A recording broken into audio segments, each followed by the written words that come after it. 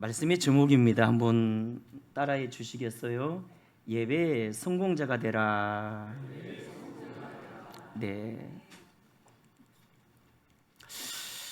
여러분, 하나님이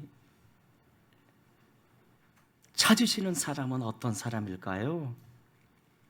기도 많이 하는 사람, 고맙죠. 전도 많이 하고 헌금 많이 하는 사람, 다 중요합니다. 그런데 그 중에서 가장 중요한 건 예배 아닙니까? 예배가 제일 중요해요. 그래서 수가 여인에게 예수님이 이렇게 말씀하지 않았습니까? 요한복음 4장에서 아버지께 참되게 예배하는 자들은 영과 진리로 예배할 때가 오나니 곧 이때라. 아버지께서는 자기에게 이렇게 예배하는 자들을 찾으시느니라. 하나님은 영이시니 예배하는 자가 영과 진리로 예배할지니라. 지금도 하나님이 찾으시는 사람은 어떤 사람이라고요? 예배하는 사람. 여러분, 우리 그리스도인들은 예로 시작해서 예배로 마치는 사람들이 아닙니다. 우리는 영원히 예배하는 사람들 아닙니까? 태어나자마자 출산 감사 예배, 돌 예배, 졸업 예배, 결혼 예배, 임종 예배, 하간 예배, 제1주년 추도 예배, 2주년 추도 예배, 3주년 추도 예배, 그리고 천국에 가서 보좌 앞에 서서 드리는 영원한 예배. 여러분, 히브리 말로 예배란 아바드, 섬긴다는 뜻 아닙니까? 즉 우리가 하나님을 섬기는 방법, 예배입니다. 예배. 때문에 신앙생활에 가장 중요한 것은 예배고요. 예배 성공이 곧 인생의 성공 아닙니까? 여러분, 출애굽의 10대 재앙 사건을 기억할 것입니다. 대개가 이 10대 재앙하면 출애굽을 연상하잖아요. 하나님이 애굽에 내린 그 10대 재앙의 이유가 출애굽 때문이라는 것입니다. 물론 넓은 의미에서는 맞지만, 그런데 모세가 단 한 번도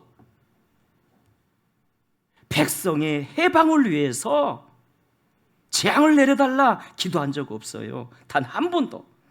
그러니까 이 10대 재앙을 구원과 연결시키면 안 돼요. 해방과 연결시키면 안 되고요. 모세는 그것을 예배와 연결시켰어요. 예배와.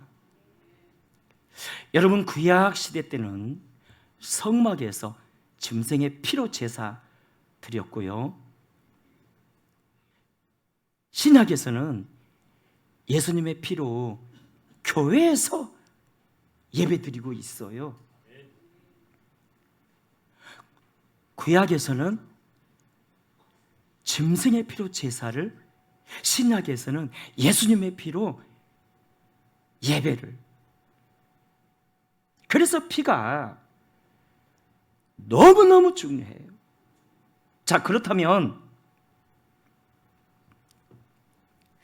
지금부터 10대 재앙 하나하나를 짚어보면서 예배와 연결시켜 보도록 하겠습니다. 맨 먼저 애굽에 내려진 재앙이 피재앙 아니었습니까? 그 거대한 나일 강물이 피로 변했어요. 두 번째가 개구리 재앙 아닙니까? 세 번째가 티끌 곧 이재앙이었고요. 그냥 온몸에 이가 득실득실. 이 젊은 분들 이 아세요? 이 아신지 모르겠어요. 옛날에는 많았거든요. 네 번째가 파리 재앙 아니었습니까? 이렇게 하나님이 애굽을 막 재앙으로 괴롭혔어요. 자, 그렇다면 하나님이 이 네 가지 재앙을 퍼부은 이유가 뭘까요? 이유가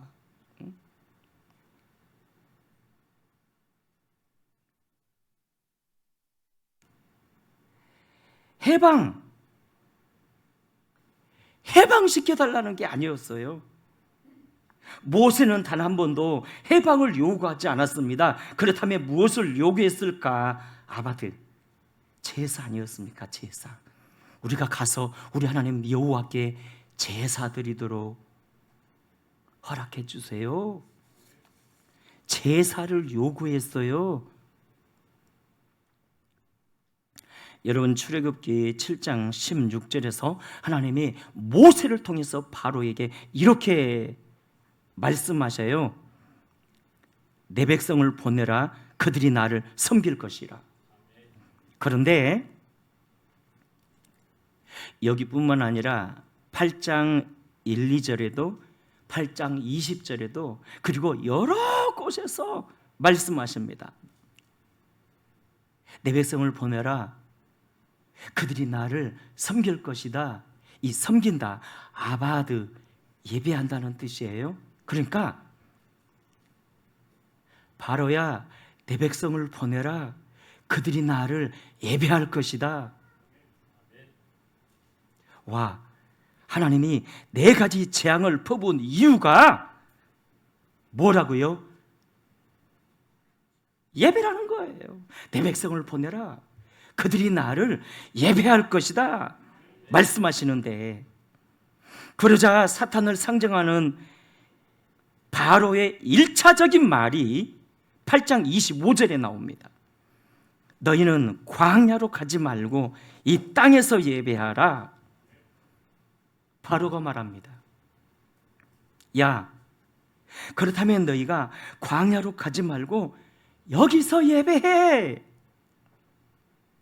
그러자 모세가 대답하지요. 26절에서 불가하니이다.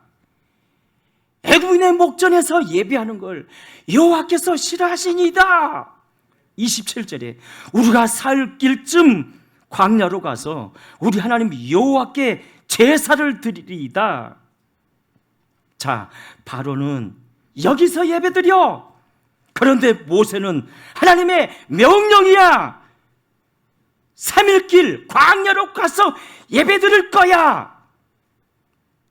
여러분, 오늘날 마귀는요, 예배의 거룩성을 흐려놓습니다. 이렇게 말을 해요. 야, 여기서 예배해. 이 땅에서 예배하라고. 하나님은 어디든 계시잖아. 세상에도 계시잖아. 여기서 예배해. 이 땅에서 예배해. 그냥 놀 땐 놀고 시간 되면 교회 가. 그런데 여러분, 광야 그 3일 길, 아브라함이 그 아들 이삭을 바칠 때 걸었던 길이 3일 길 아닙니까? 즉 예배에는 정성이 필요해요. 세상과 함께 예배할 수 없다는 겁니다. 세상 등지고 하나님과 1대1로 만나는 그런 깊은 예배를 하나님이 받으신다는 거예요. 그런데 바로는 여기서 예배해! 삶으로 예배해! 그러나 모세는 안 돼! 3일 광야길로 가서 예배해! 고집스러운 원칙을 주장합니다. 자, 그러자 이번에는 사탄을 상징하는 바로가 두 번째 제안을 합니다. 알았어. 그럼 강야로 가서 예배도 좋아. 가되 그러나 멀리는 가지 마. 한번 따라합시다. 멀리는 가지 마. 8장 28절에 바로가 말합니다. 내가 너희를 보내리니 너희가 너희 하나님 여호와께 광야에서 제사를 드릴 것이라. 너무 멀리는 가지 말라. 너무 멀리는 가지 말라. 여러분, 이것이 사탄의 두 번째 제안 아닙니까? 그래, 가서 예배해. 근데 적당히 예배해. 너무 멀리는 가지 마. 너무 깊이는 빠지지 마. 야, 예배해. 근데 주일날 한 번만 예배해. 오후 예배 가지 마. 새벽 예배 미쳤어? 심야 예배 미쳤니? 방송 채널 들어봐. 그보다 훨씬 훌륭한 설교가 얼마든지 쏟아져. 응? 적당히 해. 헌금도 적당히 해. 11조를 왜 해? 성교 헌금을 왜 해? 그냥 적당히 생각만 돼. 여러분, 이게 사탄의 두 번째 제안 아닙니까? 모세스! 강야로 가지마. 그냥 여기서 예배해. 그래도 안 되니까. 그래, 가긴 가되 너무 멀리 가지마. 응? 그러자 하나님이 또 다섯 번째 재앙을 막 내리시는데, 가축대 죽는 재앙 아닙니까? 가축대가 막 죽어나가요. 그래도 안 보내니까 여섯 번째 재앙은 종기 재앙 아니었습니까? 온몸에 종기가 나가지고 일곱 번째는 우박 재앙이었고요, 여덟 번째는 메뚜기 재앙을 내리셨어요. 메뚜기가 천지의 그냥 곡식들을 다 갉아 먹어버리네요. 그리고 나서 모세와 아론이 또 바로에게 가는데, 가서 우리를 해방시켜달라 말하지 않습니다. 그렇다면 또 무슨 말을 했을까? 하나님, 우리 하나님, 여호와께 제사 드리도록 3일길 가도록 허락해 주기를 주장합니다. 3일길 광야로 가서 제발 예배하게 해달라고. 그러자 바로가 이번에는 세 번째 제안을 합니다. 그래, 알았어. 그렇다면 너희 아이들은 놔두고 어른만 가, 장정만 가. 10장 11절에 너희 장정만 가서 여호와를 섬기라. 알았어. 그렇다면 광야로 가. 하지만 아이들은 놔두고 어른만 가, 장정만 가. 여러분, 부모의 최대 관심사가 뭐죠? 자녀들 아닙니까? 자식이 우상이죠. 그래서 어른만 가서 예배한다면 그 다음에 뭐 할까요? 다시 자식 있는 곳으로 돌아와요. 사탄 있는 곳으로 돌아와요. 부모에겐 자식이 우상이거든요. 부모는요, 자식 일을 위해서라면 무엇이든 타협하잖아요. 심지어는 예배도 타협을 해요. 고3 가진 부모들 그렇잖아요. 전에 지방에서 목회할 때 우리 장로님,